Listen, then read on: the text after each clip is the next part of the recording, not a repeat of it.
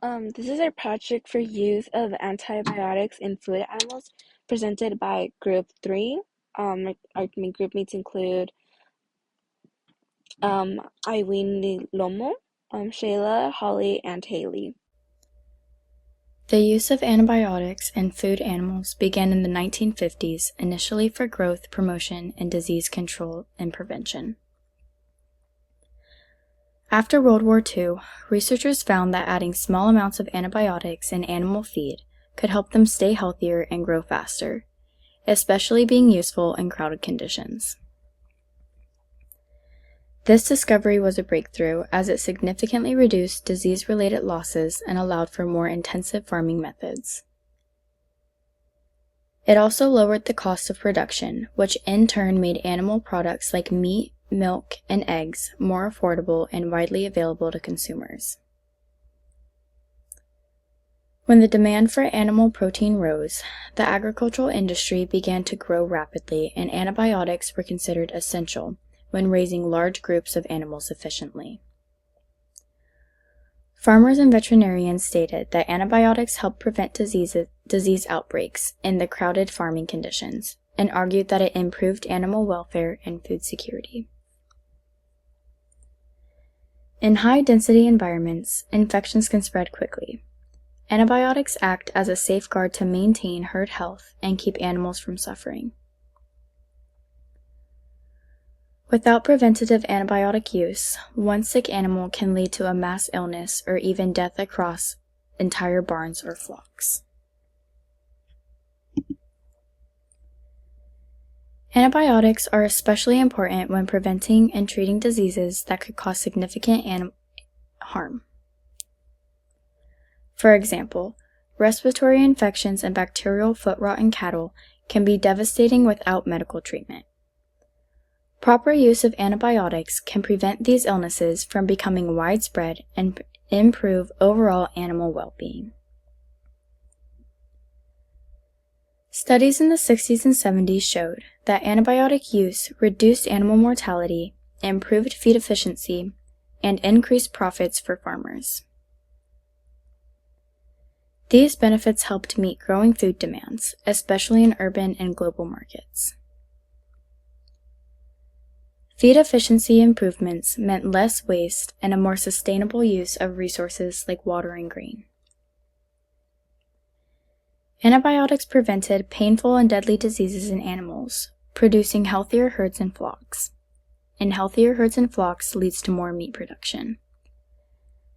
Many farmers and animal health experts argue that caring for animals includes the ability to treat and prevent disease with the right tools, and antibiotics are one of those tools. Ethically, denying antibiotics to a sick animal can be considered animal neglect in many veterinary circles. Today, many veterinarians argue that responsible use of antibiotics is necessary to treat sick animals and prevent suffering, and it is found that regulated use of antibiotics in animals can be done without significantly contributing to human antibiotic resistance. The AVMA supports the principle of judicious use, where antibiotics are only used when medically necessary under the supervision of a licensed veterinarian. These policies help balance animal health while addressing public health concerns. Complete bans on antibiotics in food animals could harm animal health, reduce food supply stability, and increase production costs. For example, after Denmark banned growth-promoting antibiotics, some animal health issues and death rates initially increased until management practices adjusted. This shows that antibiotics can't be removed overnight without serious planning and potential trade-offs. Unlike misuse in human medicine, like not finishing prescriptions, animal antibiotics are more controlled in many developed countries. Monitoring programs such as the FDA's Veterinary Feed Directive ensures oversight and limits unnecessary use. That's why judicious use policies have been promoted around the world, to protect both animals and the long-term safety of the food supply. The goal is not unrestricted use, but careful, science-based treatment protocols. This approach allows farmers and veterinarians to treat illnesses while avoiding overuse. These are some ethical aspects. For animal welfare, we do not want the animals to suffer from diseases that could have been prevented by having them been previously injected with antibiotics in order to um, stop them from suffering from their illness, as well as control the spread of diseases, to not have an epidemic of just illness in food animals, such as the spreading of bird influenza. As we all know, that will hike up the prices for poultry, which is something that we as consumers do not want, and that people who provide and sell poultry would also not want, as it would increase their costs um, and their lower their how much money they make, as well as with zoonotic infections. Without the use of antibiotic, diseases and pathogens that are left on food animals can then be transferred to humans. And that is something that we do not want, as animal diseases could be deadly to humans, as everyone has different reactions to illness, some more major than others, that could have been prevented um, if the animal had been treated with antibiotics, as people have and could die from getting contaminated with these zoonotic infections, and it has happened before, and could possibly happen again if they are not treated on time and properly with antibiotics or any other biotics that could be used on the food animals correctly. When looking at the cultural and social side of antibiotics in food animals, it is clear that their use has helped shape modern food culture. Using antibiotics in food animals has had a huge impact on how we live today. First, they make it possible to mass produce affordable meat, dairy, and eggs, which support cultural norms around food. In places like the United States, meat is a major part of everyday meals. Think barbecue, fast food, holidays like Thanksgiving, and without antibiotics, keeping up with the cultural demand would be a lot harder and more expensive. Antibiotics allow for more efficient farming, which means larger supplies of affordable meat, milk, and eggs for everyday consumers. In countries struggling with hunger or poverty, antibiotics can mean the difference between having enough food and facing deficiency.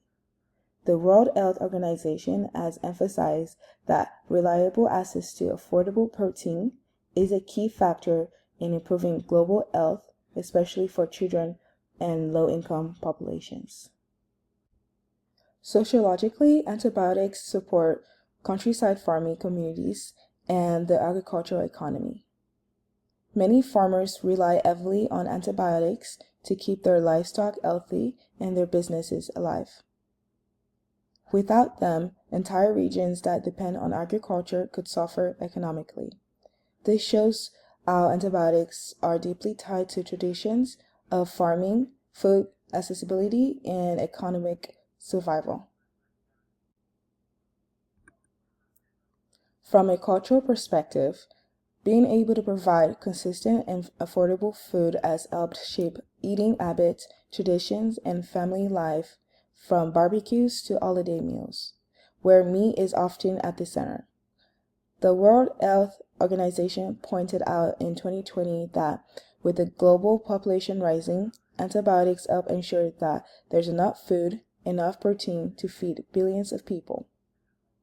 So, antibiotics don't just impact the farm, they influence our daily lives and our sense of stability and comfort around food. Hello, my name is Haley Lack, and I was assigned current events for the use of antibiotics in animals' food. So, there aren't that many people that are for using antibiotics in animals' food, so the information was very scarce. But there was one reoccurring thing, and it was the prevention and treatment of animal diseases. So all across the country, all across the world, antibiotics have been used to keep animals alive, to raise mortality rates, and with the FDA trying to reduce the amount of antibiotics, we've been seeing a lesser mortality rate. We've been seeing more bacteria in animals, and so there are a few points um, that the use of antibiotics are helpful in animals' food. So my first point is there are more than 80 different types of bacteria found in animals, especially in poultry. So that 80 different type of bacteria, that is just for poultry. I don't know exactly how many different types of bacteria are in other livestock animals, but there are around 80 found in the average bird. Another point is the dairy animal industry loses $2 billion annually because of metisis, and that is just in the United States. My third point, the mortality rate in calves has decreased from 40% to 20%. Again, antibiotics help raise mortality rates. So with the now law or whatever that you have to go through a vet, and it's just gotten way more complicated, we now see more deaths within calves and other baby animals. My fourth point, more than 50% of aquatic animals are affected each year by some type of bacteria as well. So, around 2,100 different parasites have been identified in livestock in China in the past year, resulting in a loss of 8.3% of animal product each year and anywhere from $4 to $20 billion lost. So that was the 2,100 different parasites, and the loss of 8.3% of animal product was a result of the 2024 year, and not an exact amount of money was stated, but it was an estimate of 4 to 20 million that was lost. Another current event that is happening that we should promote the use of antibiotics in animals' food is that we need animals to feed people. So the need to increase food supply to meet the constant need of more animal protein is basically the ideal goal. Africa brings in around 30 million people each year, and each person roughly consumes 9.6 kilograms of meat each year. So, with the use of antibiotics in animals' food, it keeps the mortality rates rising, allowing for Africa and other nations to be able to feed their people. After researching both sides, I can see why people continue to support the use of antibiotics in food animals. In a world where food security is a major concern, antibiotics help ensure that food is plentiful, affordable, and accessible to people from all walks of life. Especially for lower income families, keeping food costs down is critical, and antibiotics play a big role in making that possible. They also protect farmers' livelihoods by preventing the spread of disease in livestock, which keeps countryside economies alive. Without antibiotics, many farmers would lose animals to preventable illnesses, raising food prices even higher and putting small farms at risk. With a growing global population, antibiotics make it possible to meet high demand and prevent major food scarcity. Finding a middle ground that prioritizes both human health and agricultural sustainability is the key. With thoughtful policy and innovation, we can continue feeding the world without compromising our future. Consumers also have the role to play by staying informed and supporting farms that follow responsible antibiotic practices. Although there are valid concerns about resistance and health risk, responsible and regulated use of antibiotics, along with better education and stricter guidelines, could offer a balanced solution. Completely eliminating antibiotics might create even bigger problems with food scarcity and economic instability. So overall, while caution is necessary, antibiotics still have a valuable role when used properly.